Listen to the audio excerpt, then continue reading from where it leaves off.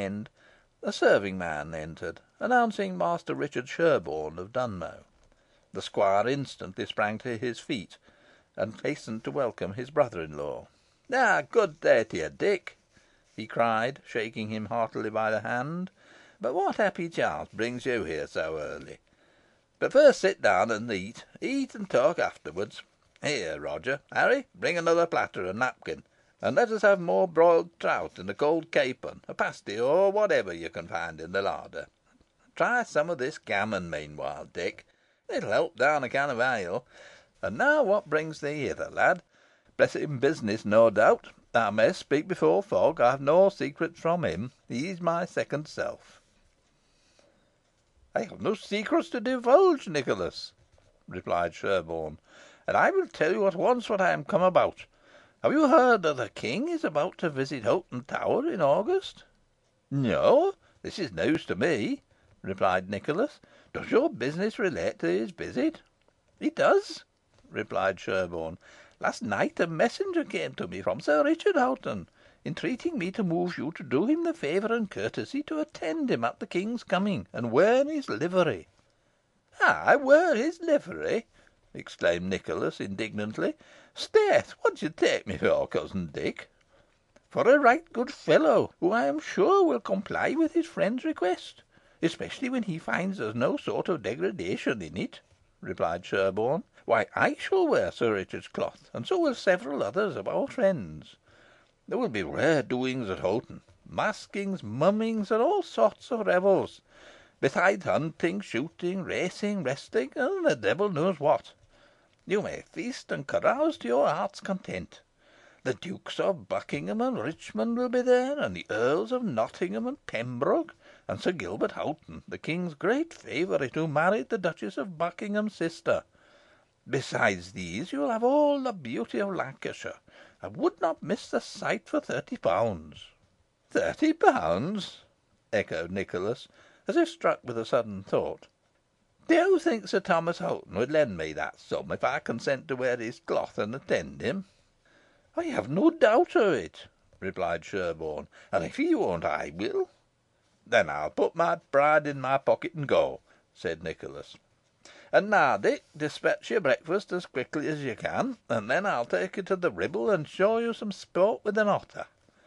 Sherborne was not long in concluding his repast, and having received an otter spear from the squire, who had already provided himself and Fogg with like weapons, all three adjourned to the kennels, where they found the old huntsman, Charlie Crouch, awaiting them, attended by 4 stout varlets, armed with forked staves, meant for the double purpose of beating the river's banks, and striking the poor beast they were about to hunt, and each man having a couple of hounds well entered for the chase in leash.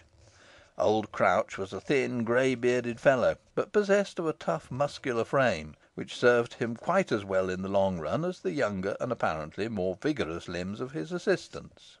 His cheek was hale, and his eye still bright and quick, and a certain fierceness was imparted to his countenance by a large aquiline nose.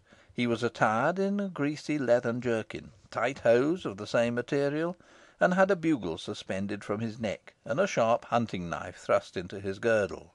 In his hand he bore a spear like his master, and was followed by a grey old lurcher, who, though wanting an ear and an eye, and disfigured by sundry scars on throat and back, was hardy, untiring, and sagacious. This ancient dog was called Grip, from his tenacity in holding anything he set his teeth upon, and he and Crouch were inseparable. Great was the clamour occasioned by the squire's appearance in the yard. The coupled hounds gave tongue at once, and sang out most melodiously, and all the other dogs within the kennels, or roaming at will about the yard, joined the concert. After much swearing, cracking of whips, and yelping consequent upon the cracking, silence was in some degree restored, and a consultation was then held between Nicholas and Crouch as to where their steps should first be bent. The old huntsman was for drawing the river near a place called Beanhill Wood, as the trees thereabouts growing close to the water's edge, it was pretty certain that the otter would have her couch amid the roots of some of them. This was objected to by one of the varlets, who declared that the beast lodged in a hollow tree, standing on a bank nearly a mile higher up the stream, and close by the point of junction between Swanside Beck and the Ribble. He was certain of the fact, he avouched, because he had noticed her marks on the moist grass near the tree.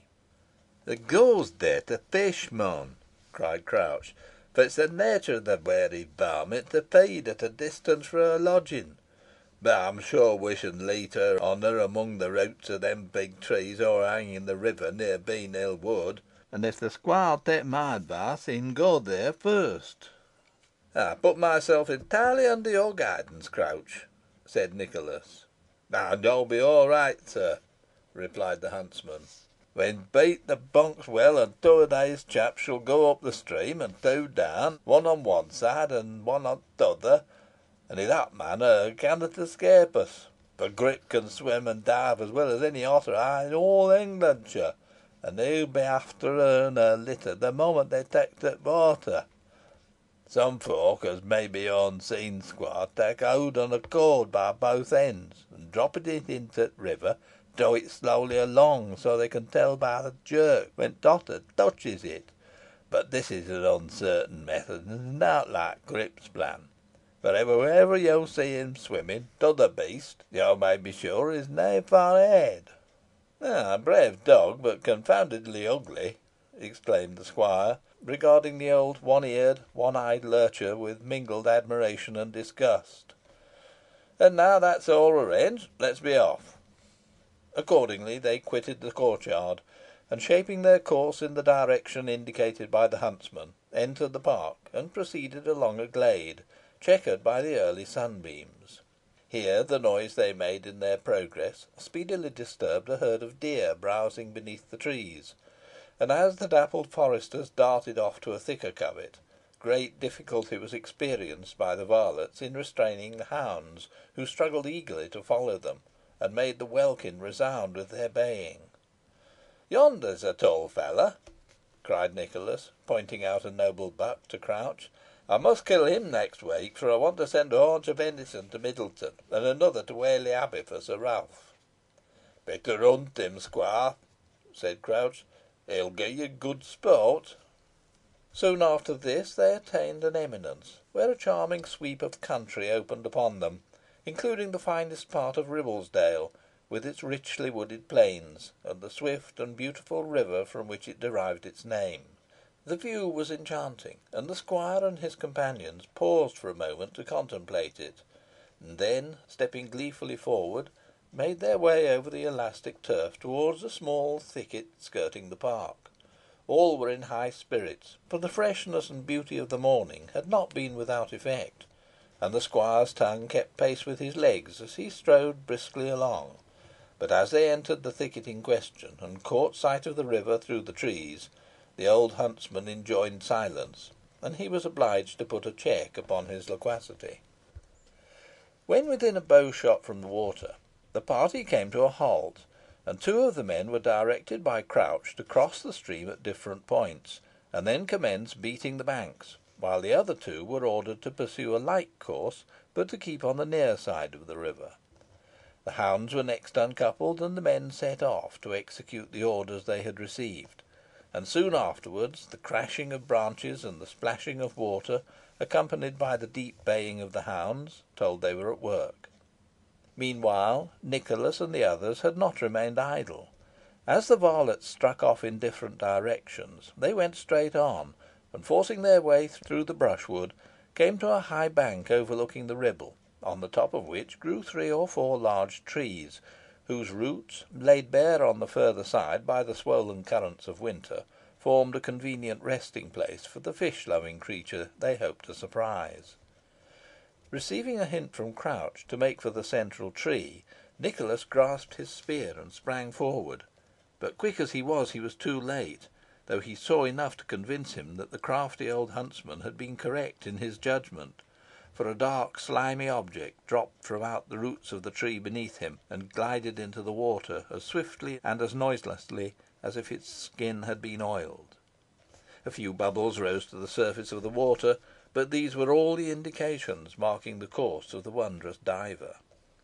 But other eyes, sharper than those of Nicholas, were on the watch, and the old huntsman shouted out, "There her goes, Grip! After her, lad, after her!